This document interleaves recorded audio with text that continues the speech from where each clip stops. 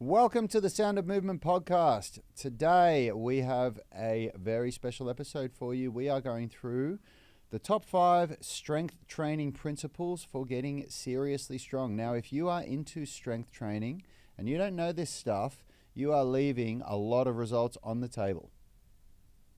We are the gym that teaches people how to move instead of just exercise, because we believe that health is about performance, not just body image. Like Vasquez said in Aliens, let's rock. If you're new to the tribe, we got Rich behind the mix. Rad is across the table from me, and my name is Yanni Baumeister. Together we are Unity Gym, experts at turning driven people into athletes. This episode is proudly brought to you by the Unify Movement System, or UMS, the only online program effectively balancing strength, flexibility, and fitness in an amazingly efficient 60-minute workout. You, of course, get access to both of our amazing at-home and gym workout programs, plus our private coaching group where you can get daily coaching from us. As a valued listener, use the link in the description and you will get your first month free and a 50% lifetime discount.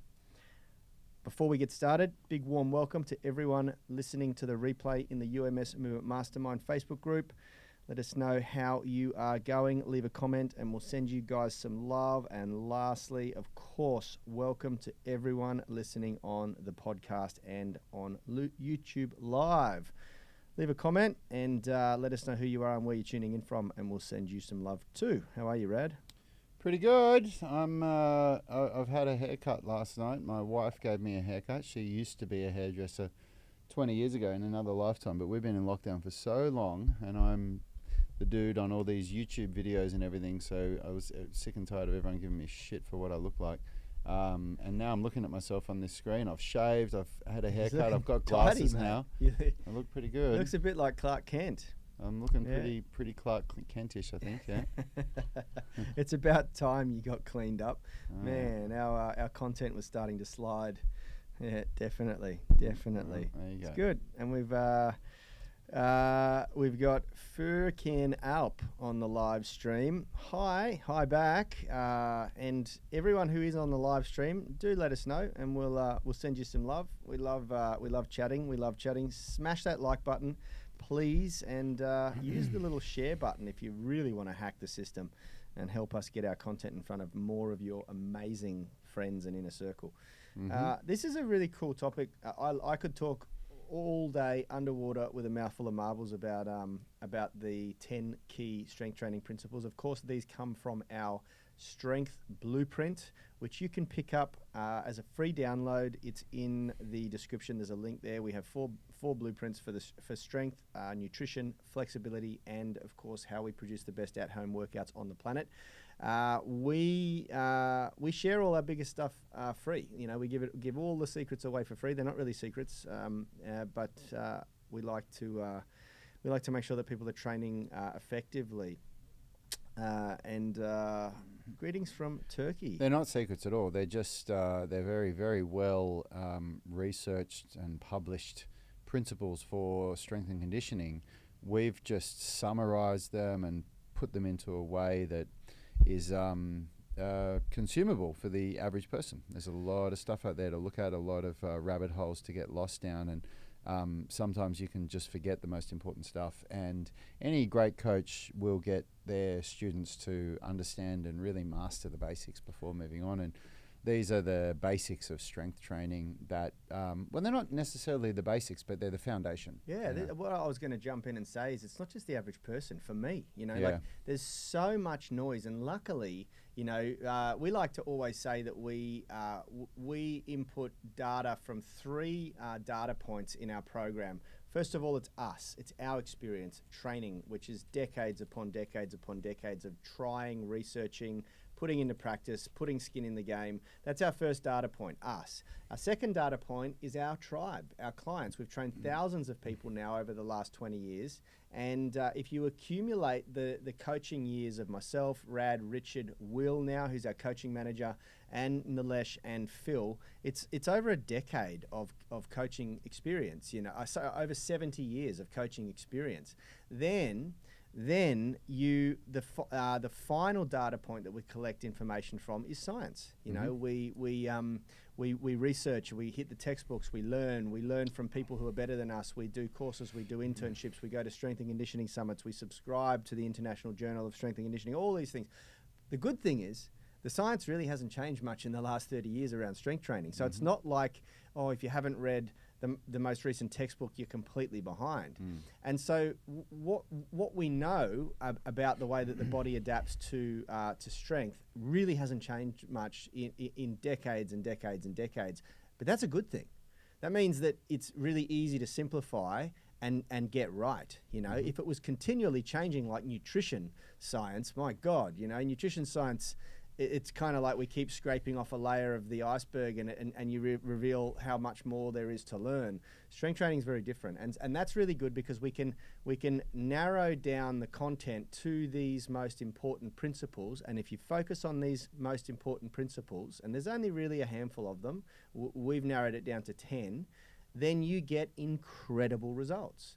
And it helps you to decipher what's fad and what's BS and what's going to produce the result you're looking for. And that's what I love about this topic. Yep. So let's dive in. Point number 1 from our strength blueprint is the secret to guaranteed gains. And of course, we're talking progressive overload. So I'll give you the layman description of progressive overload. I love this one. If you could pick up 2 10-pound dumbbells, 1 in each hand, and you could do 8 bicep curls, and that was the most that you could do, and you did 3 sets of that twice a week for several weeks, and after 2 or 3 weeks you could now do 12 reps with the 10-pound bicep curls. So then you put down the 10-pound weights and you pick up the 12.5-pound weights, and you go back to being able to only do 8 reps, and then you repeat that process until you can get up to 12, and then you go to 15. That process is a really basic explanation of progressive overload. But it is progressive overload that gets you the results that you want. And so many people get this wrong and they don't understand how to do it. And progressive overload is something that you can track and you can manipulate and you can largely control. Yeah. Well, this is the, I'm going to dive in and say the most important, the fundamental strength and conditioning principle, for sure. Progressive overload. For sure. And this is where... basically this cuts out, if you look at all of the different workouts that you can do, if you look at all the different sort of training modalities that you can do, this immediately eliminates half of them as far as their effectiveness. And one of those is a classic sort of boot camp style workout or an aerobics style workout or anything that requires insane amounts of complexity. You know, like if you're doing movements that the limiting factor is coordination. You know, you need to coordinate this routine, otherwise you can't do it, because those routines that require a lot of coordination, although they do a little bit of neural development while you're learning that routine, they're very hard to progress. And so it's very hard to apply the most important principle of strength and conditioning, which is progressive overload.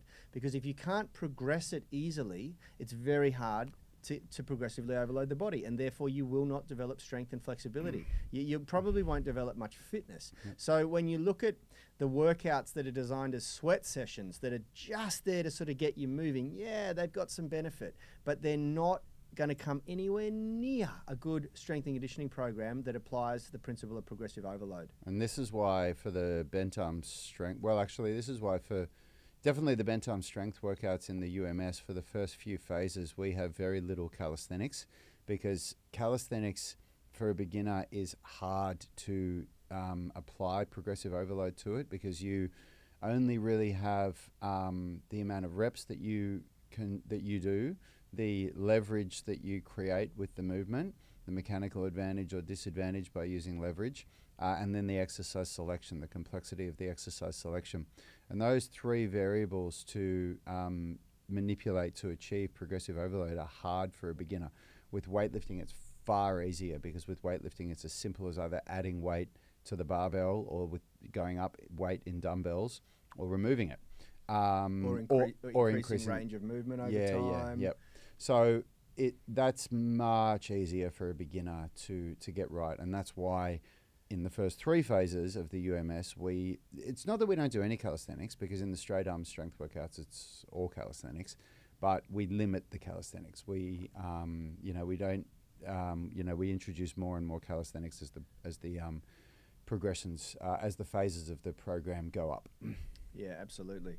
And it's all, it And also... that's called periodization, which is something that we'll talk about later. That's right. I mean, and look, I like to say there are 6 variables that we can manipulate to progressively overload your body by manipulating these, either make the workouts harder, more difficult, or easier.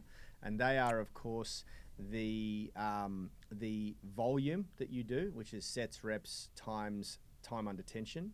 Well, hang on, because you're about to talk about a point that is in next week's show. Oh, really? What's that? Program periodization. That's point number 6. Okay. Yeah? All right. So we should probably move on to the second point here. And this is really, when we talk on these shows, this is I'm more of the flexibility and calisthenics dude. Yanni is more of the weightlifting and strength training dude. So this is really Yanni's jam here. I'm just kind of steering him in the direction to make sure that he doesn't go down a rabbit hole. But this Yanni is an expert at this stuff. So point number 2, the actual mechanism of strength gains explained. And of course, we're talking about supercompensation. So again, I'll give you the layman description of it, and then Yanni can go deeper into it. So supercompensation, like what you're trying to achieve when you apply progressive overload, and when you lift weights, or when you do stretching, or when you do cardio training, running, whatever, you're trying to achieve adaptation. Make no mistake, when you're in the gym, you're in there to achieve adaptation. You give the body a stimulus, and the goal is that the body adapts to that stimulus. Now, at the peak of that adaptation is something called supercompensation.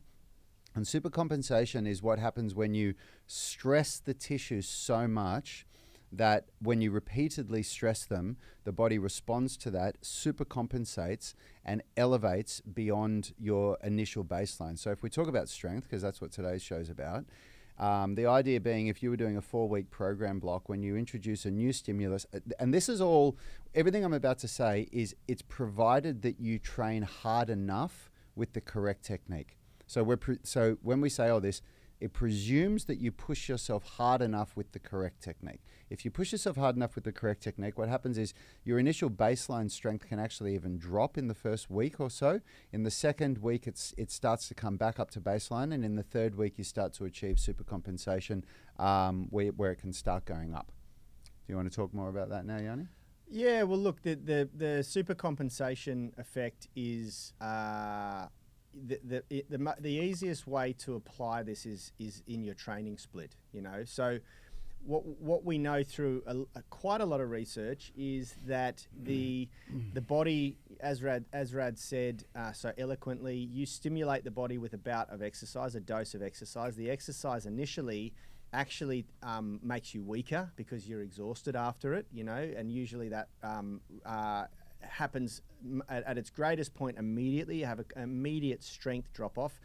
Really great way to visualize this is you go and do a massive workout, and of course, if you were to try and repeat that workout immediately afterwards, you wouldn't be able to. Or even the next day, probably, like doing the same volume, the same intensity, everything. It'd be very, very hard. You have an immediate drop off. You drop off a cliff after that workout. You deplete all of the muscle substrates, the energy, the ATP, the creatine phosphate, all of that sort of stuff that fuels your muscle.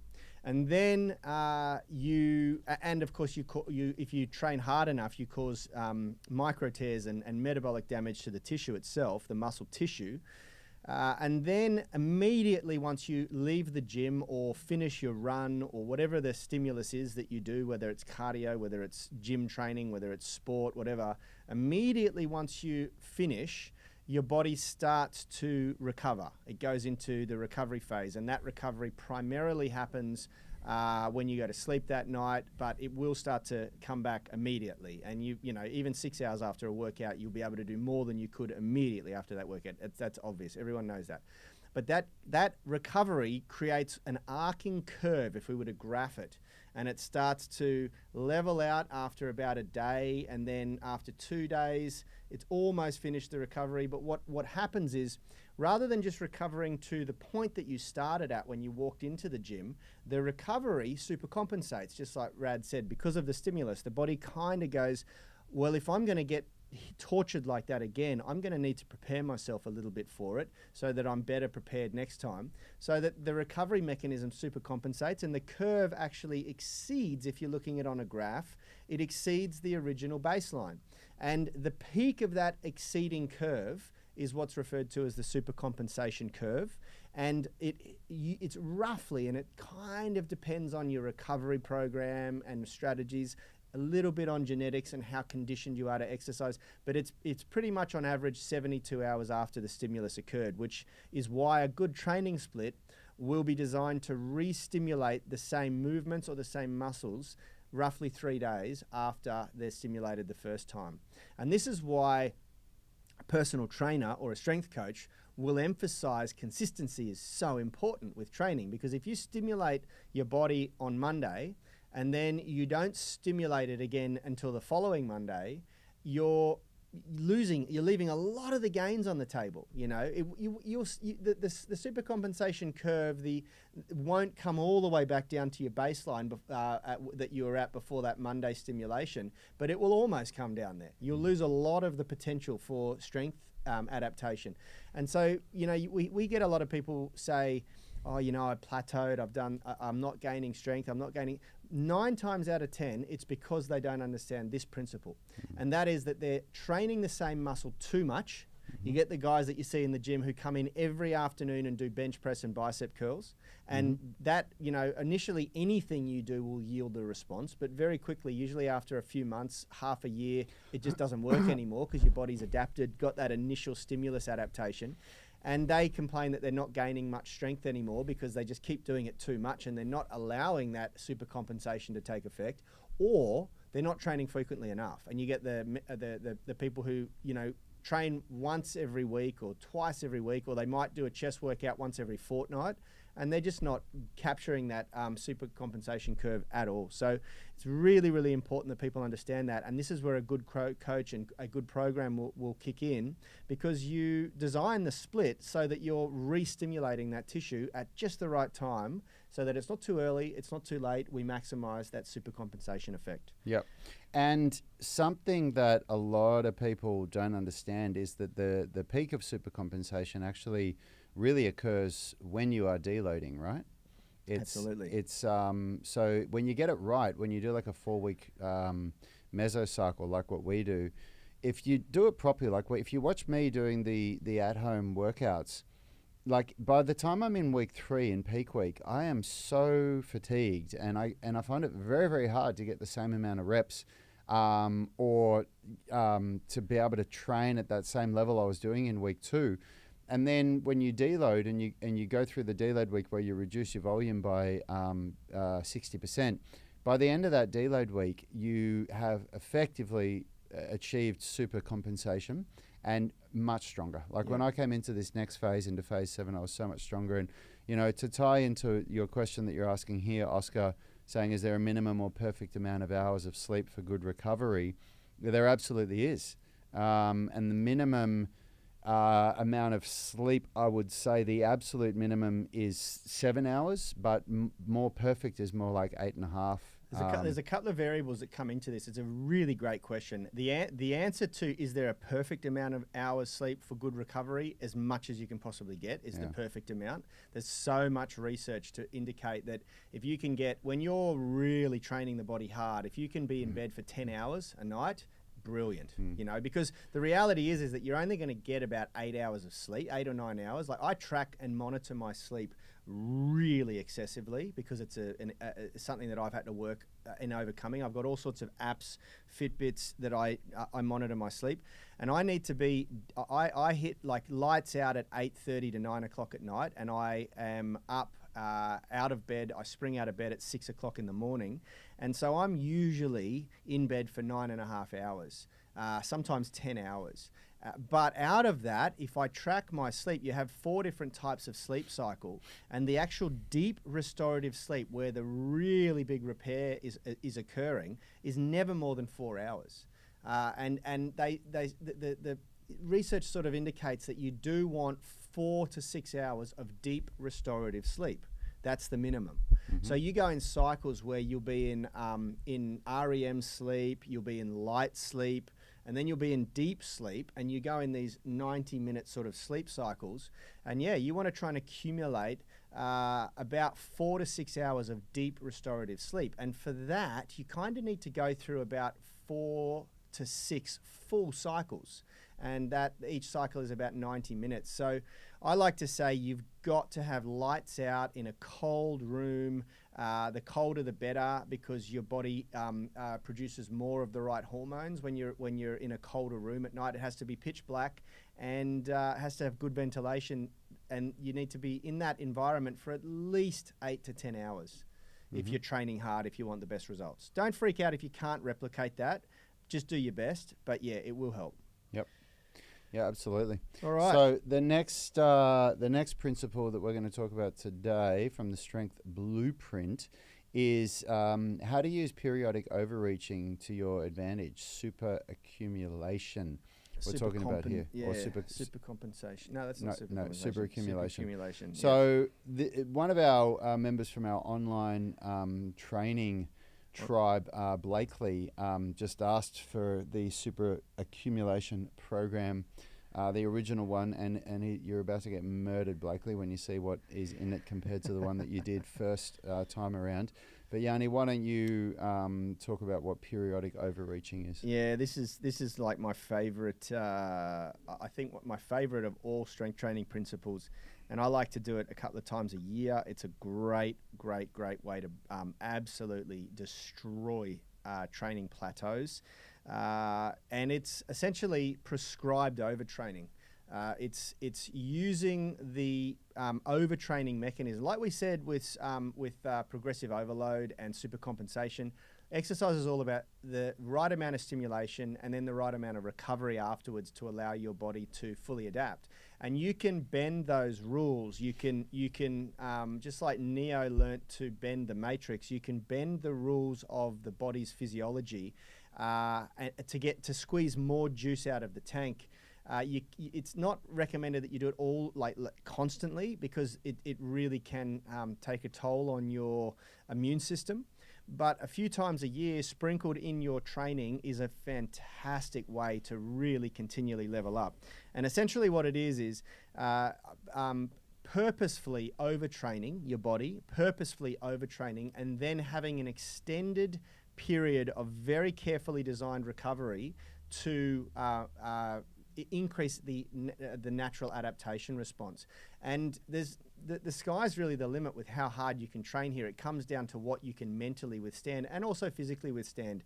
You know, when you do prescribed overreaching, it's not recommended that you ever do it for more than 2 weeks if you're really doing it properly. And then you need roughly 5 days recovery afterwards, where you literally do nothing but eat, sleep, and maybe a little bit of sex in there, because that's going to help stimulate testosterone and other good healthy hormones. And a lot of people get it wrong, because taking 5 days off, they think, oh no, that's murder. I can't not train for 5 days. Honestly, if you feel like you can train for the 5-day recovery period after a true super accumulation program or a prescribed overreaching period, you haven't trained hard enough during the stimulation period. So not even close. We break it into 2 phases. There's the stimulation period and the adaptation period. I like to call it the adaptation period more than the recovery period when I'm talking to people, because it just starts to frame. It's a really purposefully designed period where you're just focusing on the adaptation, and you're doing everything possible in your lifestyle to I guess turbocharge that adaptation. There's nutrition supplementation you can use. You can extend the period of sleeping. You can have day naps. You can go get therapy, physical therapies, massage, needling, things like that. And yeah, you really just double down on your adaptation. So during the stimulation period, usually what we do in our superhuman strength program is that we train 9 times in 2 weeks, so 9 times in 13 days. And then we follow that with a 5-day adaptation period where we use a few nutrition supplements. We increase the daily caloric intake. We increase the daily protein intake. And we eat a variety of foods, natural foods and herbs that help to naturally stimulate the body's testosterone and growth hormone production, things like seaweed, and there's a whole protocol that we use with our tribe to get the best results. And it's incredible. Like, it really, if you do it properly, you can expect roughly a 30%, I've experienced a 30% increase in strength. Like, just say hypothetically your bench press was 100 kilos for 6 repetitions. You might get up to about 130 kilos by the end of it if you do it properly. It's phenomenal. That's not guaranteed, because there are other factors that you need to take into consideration, like, do you have existing injuries and problems and things like that. But when you did it that time, what did you go from with your back squat? You went... I'm trying to find the back squat so Richard can bring it up on the screen, but I went from... I think my best back squat was just under 150 kilos or around 150 kilos. But that was like my absolute best. And when I finished the 2-week super accumulation program, I did 170 kilos, and I did it so well that I tried 180, if you remember, and I got down and halfway up, but I didn't do it. And that was double my body weight. That was exactly double 170. I was 85 kilograms at the time. So for those of you over in the States, it's about 380 pounds or something like that. When I say 30% strength gain, I don't mean what's your best ever effort ever training. I mean, what did you do at the start of the program, and then what could you do at the end of the program when you retest? Because that usually makes quite a difference. My best ever deadlift is 230 kilos, but if I tried to go pick that up today, I wouldn't be able to do it. I haven't been training in a strength specialization program for that. I might do maybe 200, if I warmed up to it. So yeah, look, for me, it always delivers an incredible result. It's always quite shocking how much strength you can gain, and you can also, if you calorie load, you can also put on a lot of muscle mass during that period too. You can really kick the body into muscle cell myogenesis and just like totally shock yourself in putting on a couple of kilos, maybe 2 to 4 kilos over the 2-week period. It's pretty amazing. Yeah, it sure is. And it's it's funny when I remember when I did it, and I said to you, can I stretch, or can I do this, or can I do that after my workouts? And you said, man, if you do this properly, you're not going to be able to. And you seriously can't. If you do it properly, it takes a couple of days and you're so wrecked. And the idea is it's all in the name. It's prescribed overreaching. So you're intentionally pushing yourself into a state of overreaching. Oh my God, there's just no room for anything else. By the second week, the first week you kind of question whether it's happening or it's working, or you're training hard enough. The first few days you're like, oh, this isn't so bad. By the second week, you've got so much accumulative fatigue and DOMS, and you question whether it's sane. You're kind of like, why am I going to the gym right now to repeat these workouts? Why am I going to train twice today? Why am I going to squat every day this week? Why am I going to do deadlifts in this afternoon? And by the end of the second week, you should, if you've done it properly, you start to feel depressed.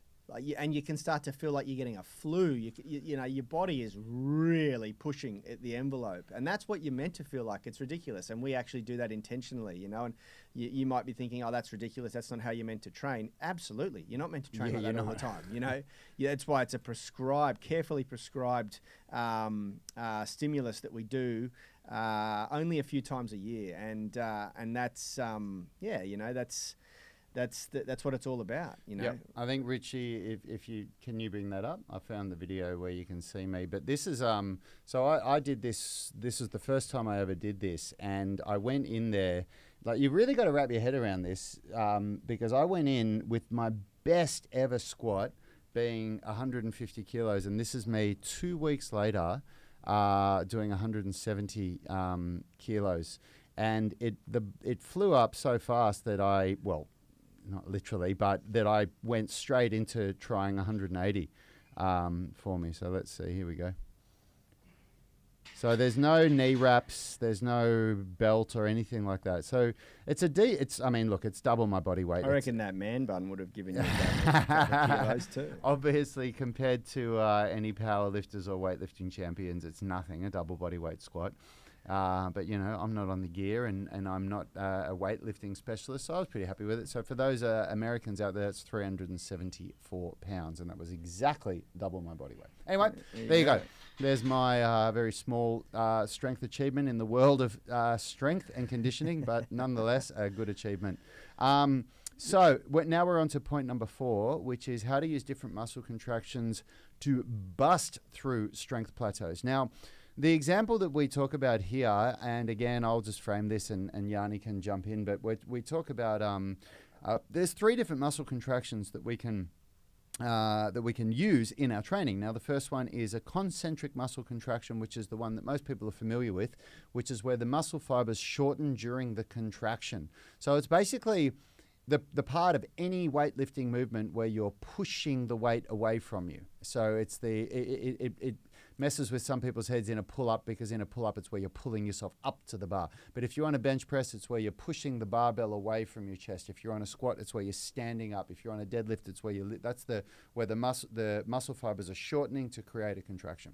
Then we've got an isometric muscle contraction, which is where the muscles are neither lengthening nor shortening during the contraction.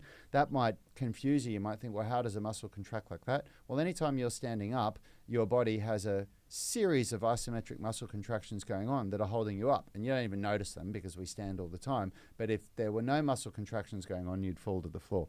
And then the third one is the eccentric muscle contraction, which is where a muscle fiber or muscle fibers are lengthening during the contraction. So let's talk about a pull-up. This is the point of a pull-up where you're coming back down. So you've gone to the top of the pull-up, and as you go down is an eccentric pull-up. Now, this is what's really interesting.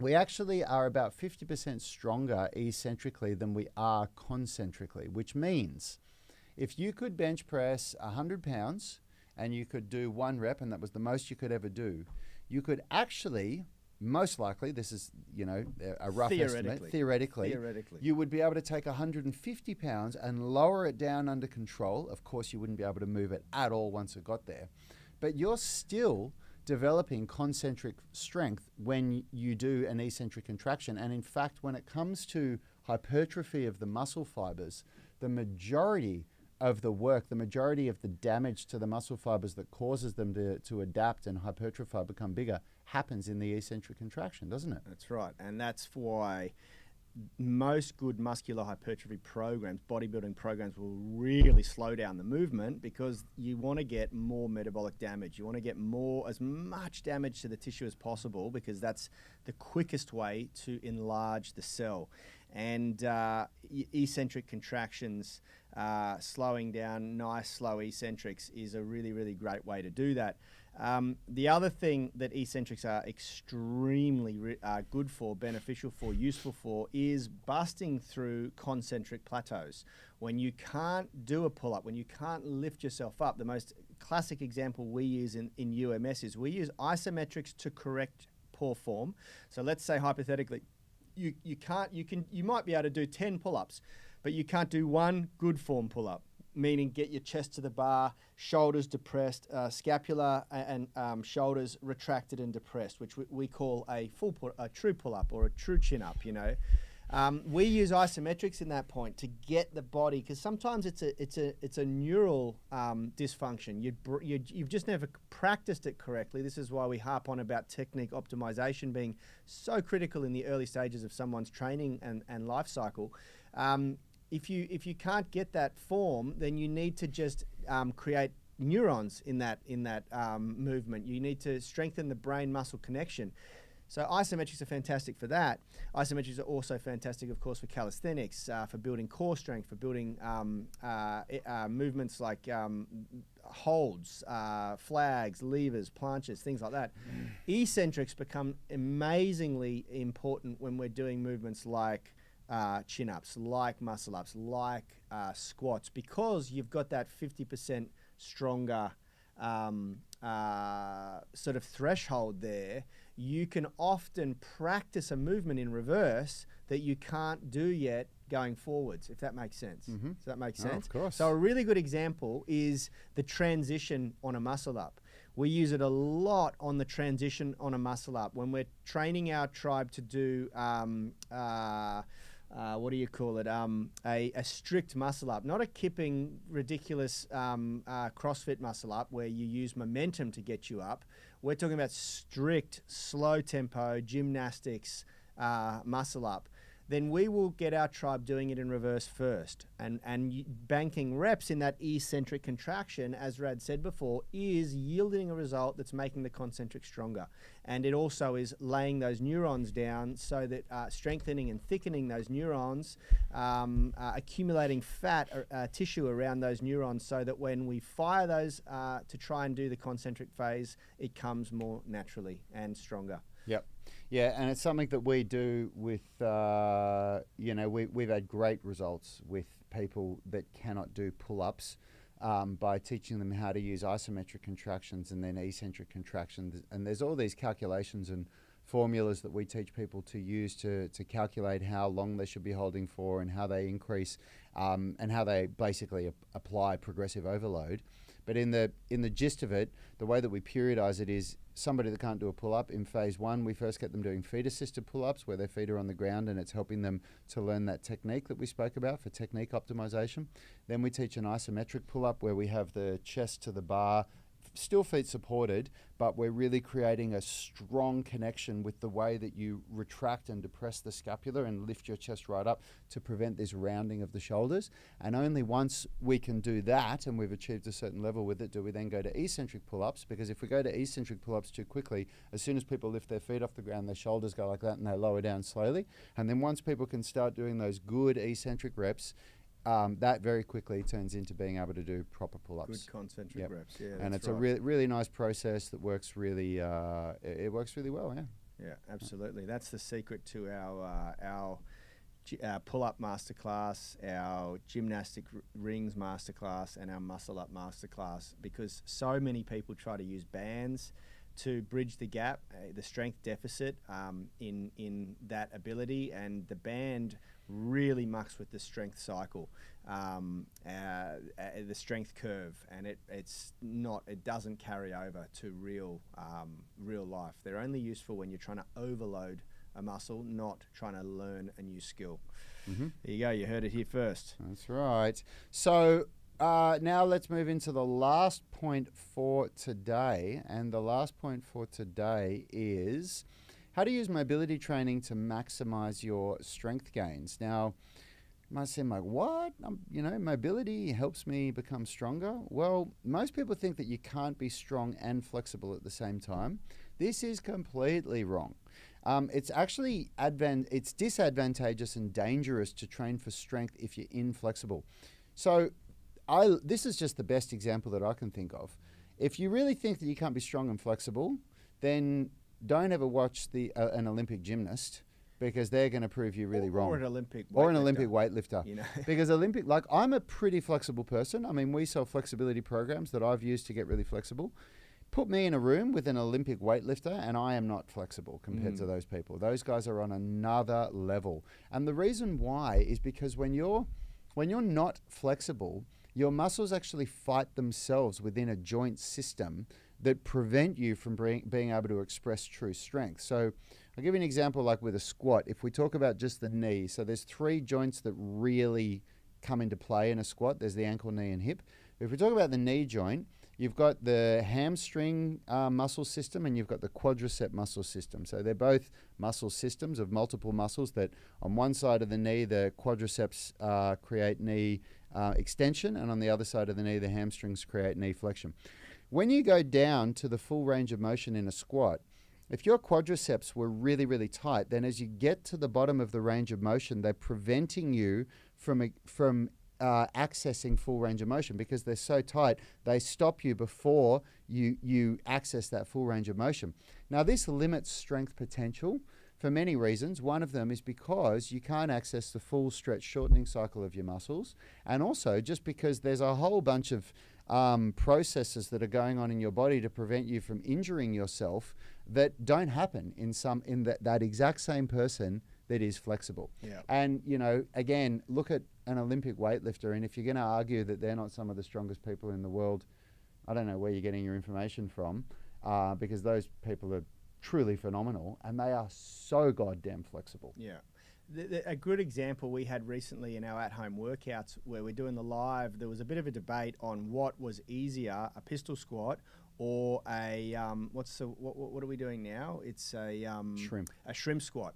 And this is a really great example of what it feels like to use the full stretch shortening cycle. The reason why a pistol squat, for many people who can do it properly, feels easier than a shrimp squat is that the pistol squat uses the full stretch shortening cycle. So you go all the way down to the bottom, and the muscle that's lengthened helps to basically work like an elastic band and swing you back up again, helps you create momentum to come back up again. Whereas when you do a shrimp squat, you're stopping halfway. And so you're not getting that elastic band effect. And I can tell you from firsthand experience, I've done, I'm one of few people who could say this, that I've done my max effort barbell back squat as a stiff person, which is 180 kilos, and I've done my max effort barbell back squat as a flexible person, 180 kilos. I've never squat more than 180 kilos, but I've attempted it and done it and successfully completed it both as a stiff person and as a flexible person. And I can guarantee you it was easier as a more flexible person. Mm-hmm. It felt better. It was easier. It was a lot less effort. It was more effortless, you know, and that's because I was accessing that stretch shortening cycle properly, and I wasn't fighting myself. I wasn't wasting energy trying to tell a muscle to relax and allow me to hit that bottom range. Yeah, you know? and I mean, I can attest to that as well. I've had, I've tried to get stronger when I wasn't that flexible, and everything just hurts, you know. When you're more flexible, you can just do the movements that you're trying to do so much easier. And it's, what we really try to, and the reason why this point is in the strength blueprint is because we really believe this, and we've experienced it ourselves, and we've produced exceptional results with thousands of members, and we draw examples from real life examples that anybody can see when you turn on the TV by looking at, for example, Olympic weightlifters and Olympic gymnasts. Phenomenal strength, phenomenal, like the highest levels of strength that a human being can achieve, coupled with the highest levels of flexibility that a human being can achieve. Yeah. So, this is something that you really want to wrap your head around. And you know, when we talk about, of course, the point is it's actually about mobility that we're talking about, but mobility and flexibility go hand in hand. And it's something that, if you're listening to something, well, how do I do it? I want to get strong. How do I program for flexibility and mobility training? And the easiest, at the grassroots of it is that you want to do a 10-minute mobility session before you strength train, which doesn't detract from the strength training that you're about to do. A good mobility session accesses your full range of motion and prepares your nervous system to be able to express strength through full range of motion safely. It includes positioning drills and muscle activation drills, and it doesn't detract from the workout, unlike a stretching session. Yeah. Which we do stretching, but stretching is not to be done before a strength training session. And if you do that and then strength train using that same full range of motion, that's a really good way to start with increasing mobility and getting stronger at the same time. Yeah, that's right. Yeah, absolutely. And that brings us to our first 5 top strength training principles.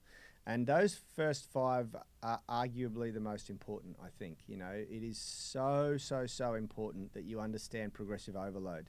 It is so important that you understand the supercompensation effect, because if you're training too sporadically or like too often, Classic example, doing the same workout every day just to get a pump so you look good, but without actually allowing your body to adapt to the workout properly, or you're not training frequently enough, you're not training consistently enough, then you're really leaving a lot of opportunity on the table and probably not going to ever achieve your strength goals. Same if you're at a level where you've been consistent for a long period of time and you feel like your results are slowing down and diminishing, which will happen, then it might be time to start prescribing a bit of overreaching in your programming every couple of years. And then, of course, mobility, throwing in mobility training and how to use different muscle contractions is going to help exponentially.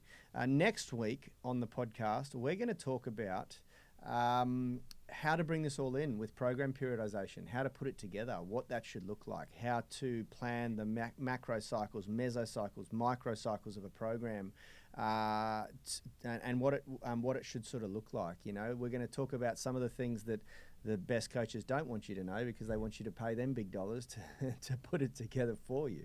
And on that note, of course, you can always join our coaching program and we'll do it for you.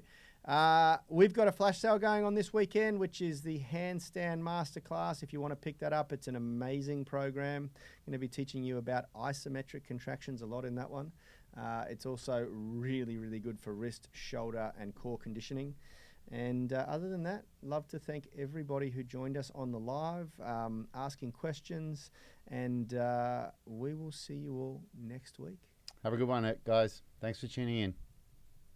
Health is about performance, not just body image. You better be willing to accept what you're going to have to do to get there. We'll start focusing on movement goals, strength goals, flexibility goals. When you nail that skill, that's there forever. The body image goal doesn't get you that It's far. the consistency and frequency that's going to get you there. It's not the intensity.